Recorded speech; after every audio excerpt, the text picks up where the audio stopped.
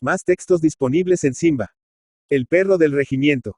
Entre los actores de la batalla de Tacna y las víctimas lloradas de la de Chorrillos, debe contarse, en justicia, al perro del Coquimbo. Perro abandonado y callejero, recogido un día a lo largo de la marcha por el piadoso embeleco de un soldado, en recuerdo, tal vez, de algún otro que dejó en su hogar al partir a la guerra, que en cada rancho hay un perro y cada roto cría el suyo entre sus hijos. Imagen viva de tantos ausentes, muy pronto el aparecido se atrajo el cariño de los soldados, y estos, dándole el propio nombre de su regimiento, lo llamaron Coquimbo, para que de ese modo fuera algo de todos y de cada uno. Sin embargo, no pocas protestas levantaba al principio su presencia en el cuartel, pues nadie se ahija en casa ajena sin trabajo, causa era de grandes alborotos y por ellos tratóse en una ocasión de lincharlo, después de juzgado y sentenciado en Consejo General de Ofendidos, pero Coquimbo no apareció. Se había hecho humo como en todos los casos en que presentía tormentas sobre su lomo. Porque siempre encontraba en los soldados el seguro amparo que el nieto busca entre las faldas de la abuela, y solo reaparecía, humilde y corrido, cuando todo peligro había pasado. Se cuenta que Coquimbo tocó personalmente parte de la gloria que el día memorable del Alto de la Alianza, conquistó su regimiento a las órdenes del comandante Pinto Agüero, a quien pasó el mando, bajo las balas, en reemplazo de Gorostiaga.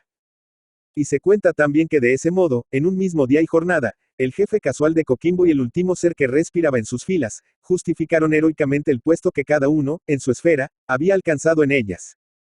Pero mejor será referir el cuento tal como pasó, a fin de que nadie quede con la comezón de esos puntos y medias palabras, mayormente desde cada hay que esconder.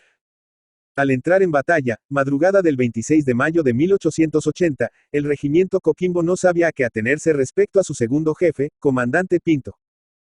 Porque en el campo de las Yaras, días antes solamente de la marcha sobre Tacna, el capitán don Marcial Pinto Agüero, del cuartel general, había recibido su ascenso de mayor, junto con los despachos del segundo del Coquimbo y la sorpresa de todos los oficiales del cuerpo que iba a mandar.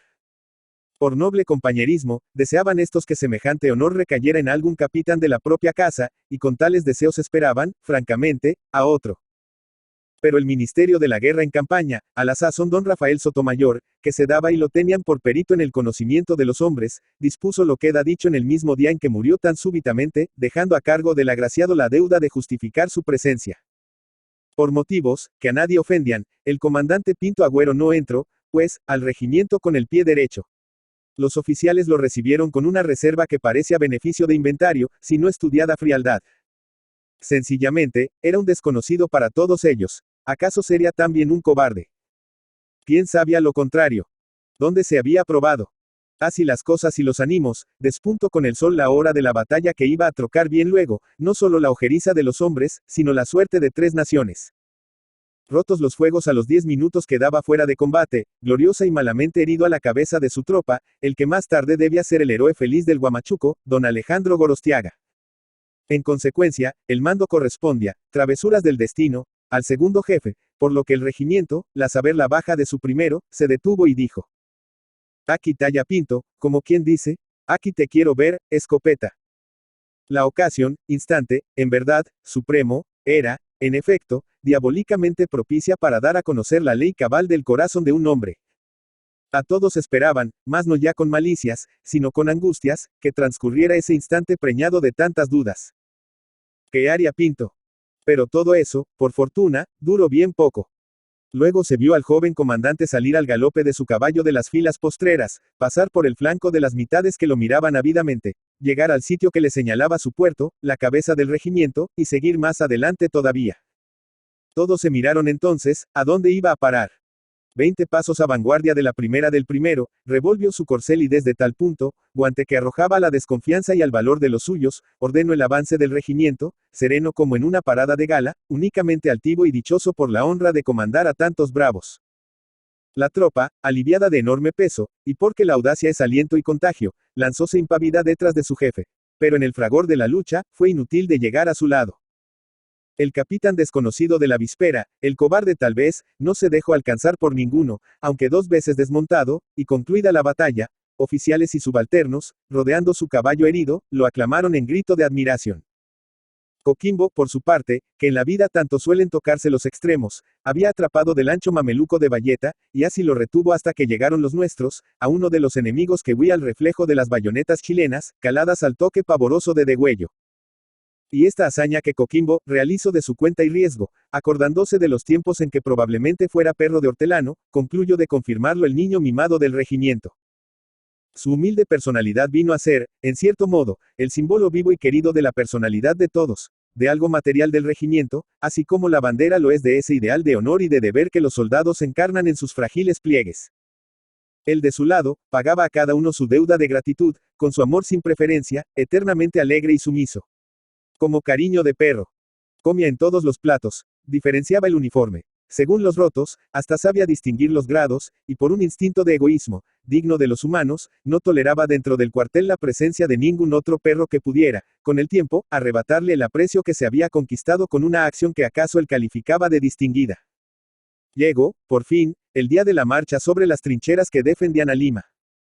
Coquimbo, naturalmente, era de la gran partida. Los soldados, muy de mañana, le hicieron su tocado de batalla. Pero el perro, cosa extraña para todos, no dio, al ver los aprestos que tanto conocía, las muestras de contento que manifestaba cada vez que el regimiento salía a campaña. No ladro ni empleo el día en sus afanosos trájines de la mayoría a las cuadras, de estas a la cocina y de ahí a husmear el aspecto de la calle, bullicioso y feliz como un tambor de la banda. Antes por el contrario, triste y casi gruñón, se echó desde temprano a orillas del camino, frente a la puerta del cañal en que se levantaban las rucas del regimiento, como para demostrar que no se quedaría atrás y asegurarse de que tampoco sería olvidado. Pobre Coquimbo.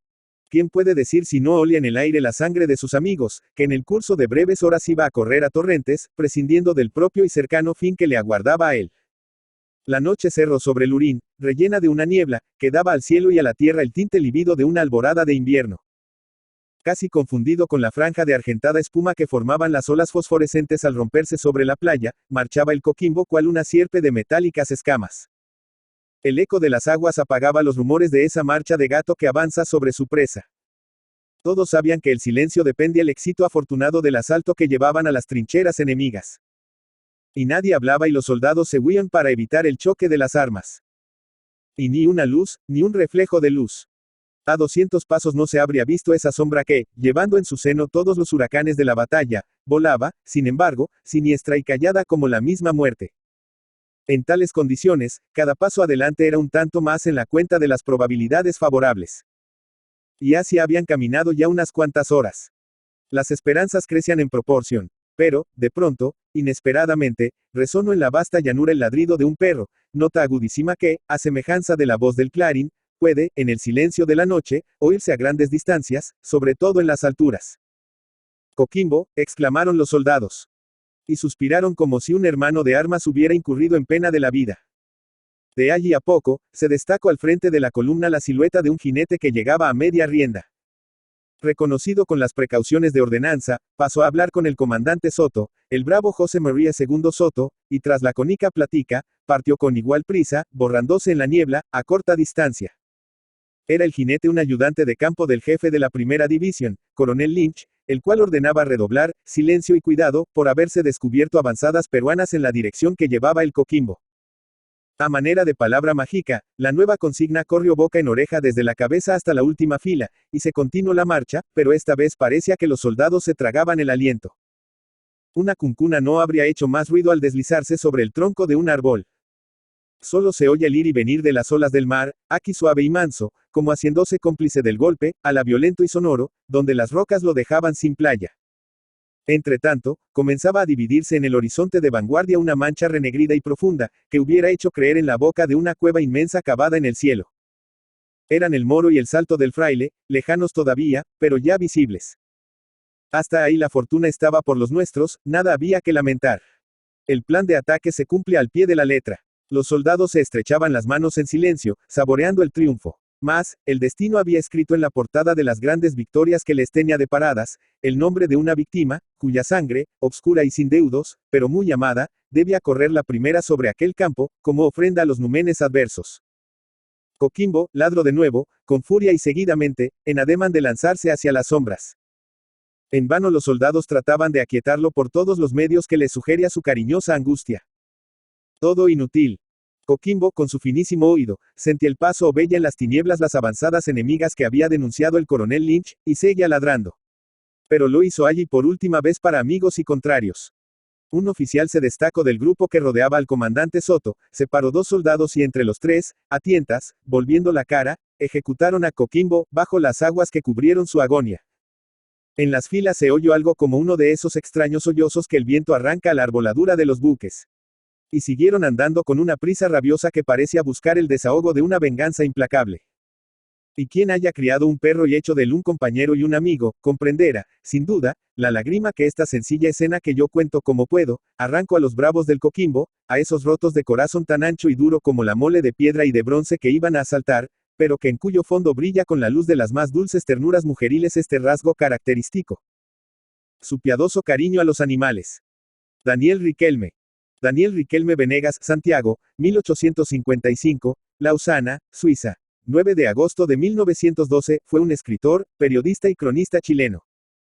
Se inició como cronista sobre diversos temas en las revistas santiaguinas y luego se dedicó al periodismo. En 1876 ingresó a la administración pública, sirviendo como oficial auxiliar del Ministerio de Hacienda bajo el gobierno del presidente Aníbal Pinto. Como funcionario público, integró la comitiva civil que acompañó al ejército chileno durante la Guerra del Pacífico, y aprovechó su estancia en el frente de guerra para trabajar como corresponsal de El Heraldo de Santiago, diario que publicó sus crónicas desde noviembre de 1880 hasta junio de 1881. En 1885 publicó sus Chascarrillos Militares, donde relató sus experiencias en el frente de guerra, apelando a géneros como el cuento, el chiste y el cuadro de costumbres.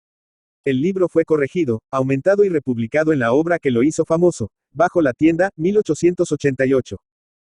Entre 1887 y 1891, Riquelme escribió cuentos, crónicas y artículos de costumbres para el diario La Libertad Electoral bajo el seudónimo con el que se hizo popularmente conocido, Inocencio Conchali.